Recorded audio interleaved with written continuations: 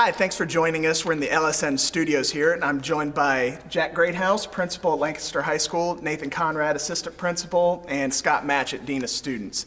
And the topic today is iPads. It's pretty big news going around the community right now that next year, the 2013-2014 school year, we will be on a 1-to-1 ratio with high school students and iPads. Jack, can you tell us really quickly, what does that mean? What's going to be going on at the high school with this?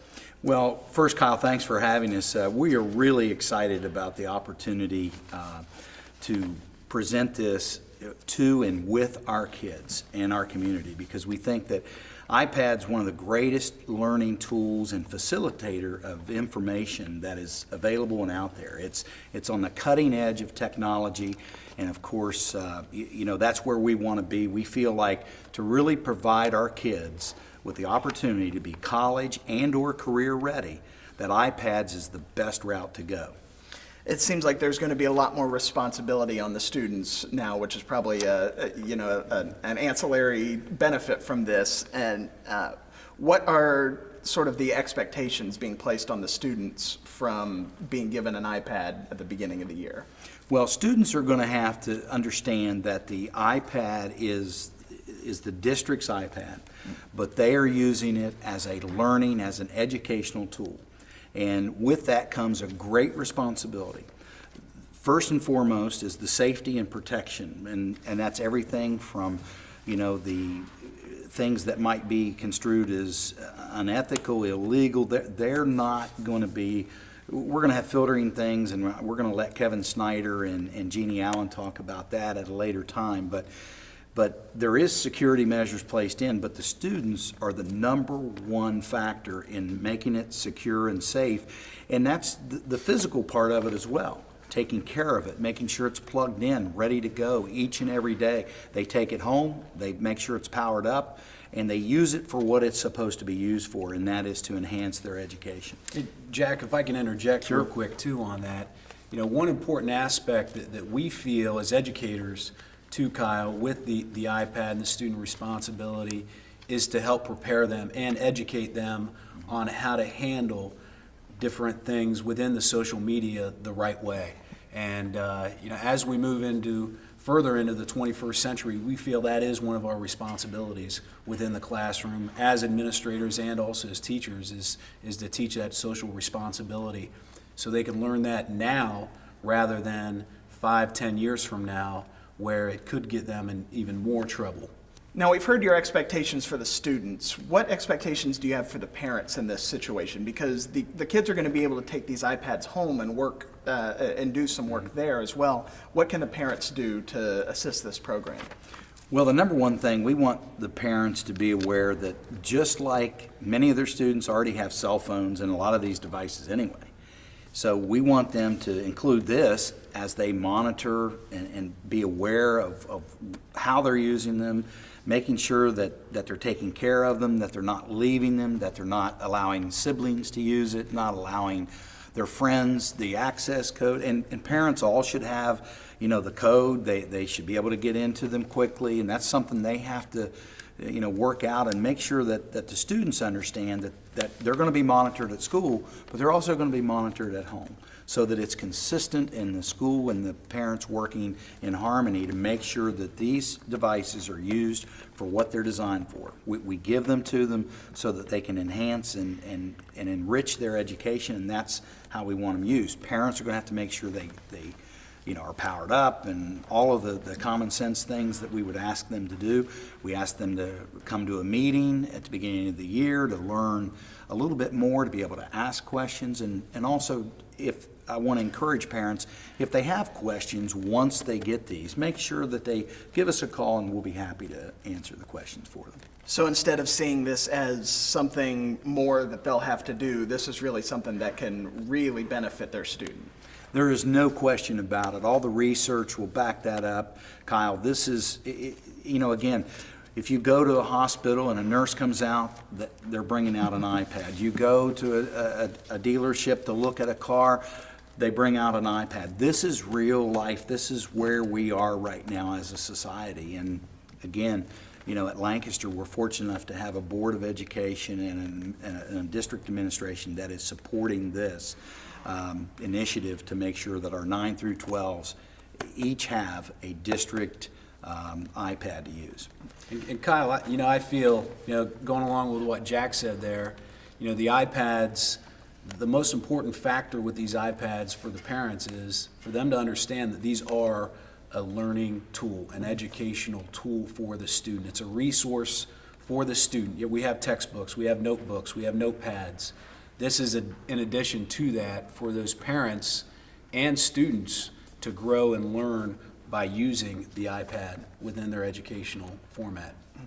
And the monitoring of the iPad, certainly we're going to be responsible, and we want the students to take ownership in monitoring themselves, teaching them the proper things as we mentioned, and we're going to monitor. And then at home, that's where we're in partnership with parents. We really need the parents to do their part to monitor these at home. Now, just crunching some numbers here, the incoming freshman class, sophomores, juniors, seniors here at the high school next year, we're all born mid-90s and on, which might be kind of horrifying to hear on camera and everything. So this kind of technology has been in their lives the entire time, that growing up with computers and everything. The same can't necessarily be said for the staff. This is something new for a lot of us, and something that we could be in a situation where the students actually know more about the technology than the staff does. What measures have you guys done, or measures have you guys taken to ensure that the staff is up to date and capable of using the technology? Yeah, we feel that's a big positive for, number one, our staff to understand that these kids may be up on it a little bit more than our staff are. We feel that they'll be able to assist. We'll be able to move through the process a little bit quicker, but as a staff, as a high school, we've been fortunate enough over the past couple of years, led by Mr. Matchett here, with a grant we received over 2 years ago that have brought iPads into Lancaster High School already. We've had a pilot program with 4 of our staff members who have been able to use the iPad, use it with students, try the practices. They have really become our teacher experts. We're using those teacher experts at Lancaster High School to teach our other staff and to learn about the different aspects of the iPad. We've really geared a lot of our professional development this year around the iPad, dealing with our late starts, 2-hour late starts that we have, also our after-school department meetings and our staff meetings. We've led with the iPad.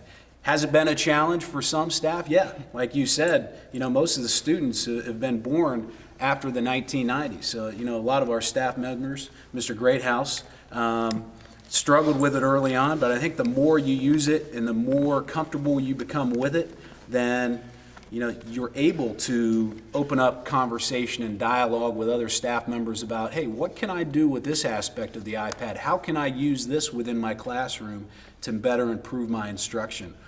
One area that we've told the staff members, and we'll also tell the students, we're not going to be teaching 100% with the iPad next year.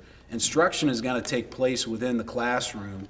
This is another resource for our teachers to use within the classroom. We're enhancing that educational resources within the classroom, and that's really what we've geared a lot of our professional development around this year. We do have some staff members who are at the advanced level. We have some staff members who are still at the basic level. We knew that coming in. We discussed that. We talked to other schools that we visited with the iPads, and we're preparing and we're trying to assist those basic level teachers to get them up to that intermediate or advanced level. It's going to take time, just like the teachers who have been working through that pilot program. They've been open, they've been honest, and they've told our staff members, yeah, it's going to take some time to get used to teaching with an iPad and with 30 staff or students within the classroom with their iPad as well. But it's been a process that they've tried, they've used, and it's been very successful in those pilot programs that we have at the high school right now. And part of that pilot program is, every teacher was provided an iPad a year before the students got them. And so it really has led to, as Mr. Conrad has mentioned, a real sharing of best practices with iPads, and that's one of the things that we've done. And it has really made our professional learning community just that. It has really made us a little more aware, a little more comfortable with this. But remember, good teaching is still good teaching. And another tool in the tool belt, or another crayon in a crayon box, however you want to term this, that's what we have. And Kyle, the staff's been using these for a year. They've been trained in Apple TV, so they're using them in their daily lessons on a regular basis now. So it will not be a huge adjustment for many of them. It's just the kids will now have one themselves. And many of the people, the teachers in the grant, have traveled all around the state presenting other schools how to teach with an iPad.